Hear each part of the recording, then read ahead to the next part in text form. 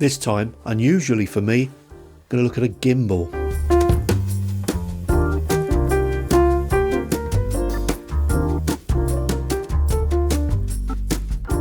Hi. To get nice stable footage in your camera, you can use, of course, the in-camera stabilisation.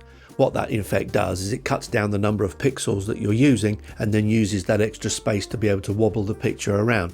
So you do lose a little bit of quality, not a lot, but just a tiny amount of quality for that extra stabilisation. You've got other devices where you can switch off the stabilisation in the camera, and they're physical devices where you actually hang a weight below the camera, and that sort of opposes the camera and holds it on like a swing. They're very cheap to buy, not quite as good really, because what happens with those, it takes so long to set the blooming thing up that you end up not wanting to use it. They're kind of normally like a thing with a plate on the top, a long handle coming down and a weight on the bottom, and you have to balance it so that the thing is like this. It holds it fine vertically, and then you pull it to the horizontal, and it should take about a second or so, 1.5 seconds to get to the bottom and stay there with the camera on.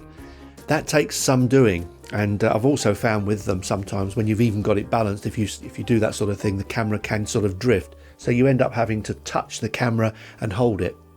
So the advantage of using an electronic one is that it's got 3 motors, 1, 2, 3 for 3 axes, and you put your camera on, you balance it as well as you can, and actually on this it's dead easy, and then the motors take care of the rest, so you get really stable footage. So let's have a quick overview of this, and then I'll show what it looks like.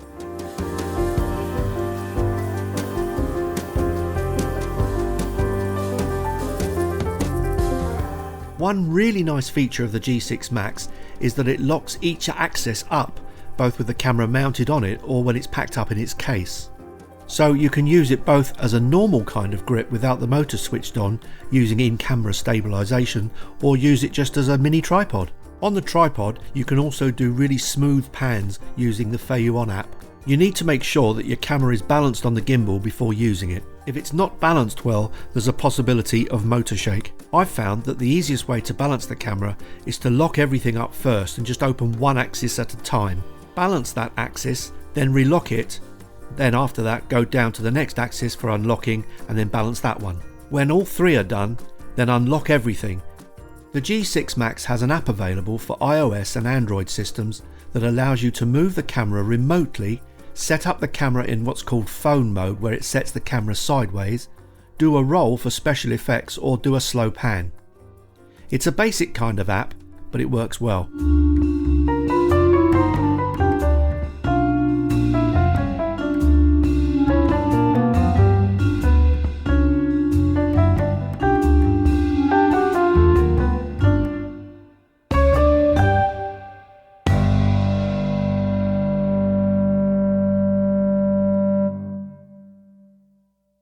Now, just to give some idea of the amount of stabilisation that the camera is going to need, I'm going to walk down those steps and try not to fall over or kill myself, and just to show how much stabilisation this camera needs.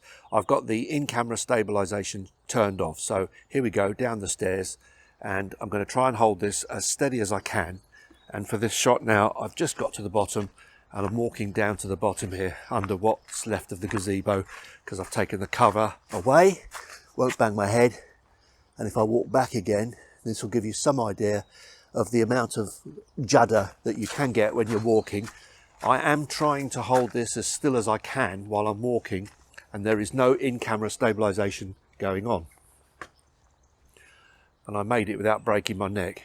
This time I've got the gimbal switched on, so hopefully going down the stairs this time is going to be a little more smooth than it was before. And what I've done is I've got it so that I can go up and down on the tilt, because you can lock the horizon. You can do all sorts of things with this to keep it stable. And now doing a turnaround, it's a bit slower perhaps than it was the first time, because the gimbal is now taking over a lot of the movement and smoothing it out for me. And I'm not particularly taking a great deal of care. So that's now with the gimbal switched on. The other thing that you can do with this gimbal, which is quite nice, is just give it a triple tap on the trigger, and it turns around and gives you a selfie. So that's straightened up with double tap.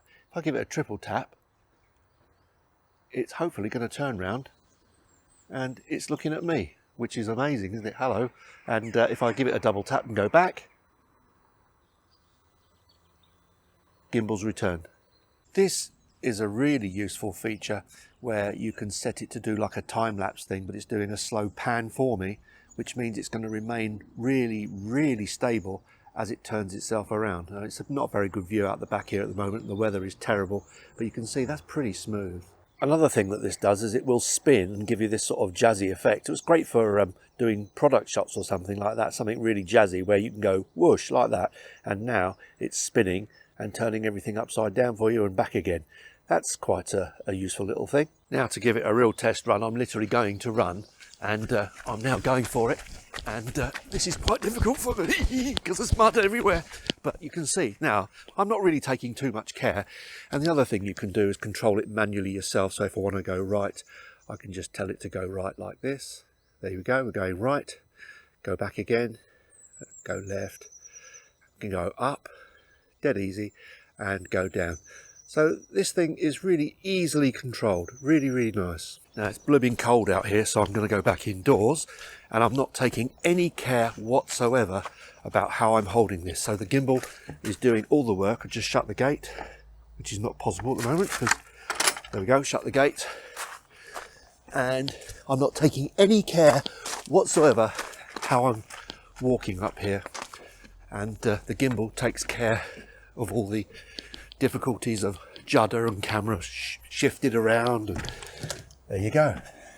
Terrific. There's no doubt that the stability is really improved, but the inconvenience and the weight of these might put some people off. Since a gimbal with strong, quiet motors is quite costly to buy, you might need to consider how much use you're going to put it to and whether the extra weight is even worth the bother. But you do get excellent camera stabilisation and that extra resolution by turning off the in-camera stabilisation. So I hope to see you for the next video. Cheers for now.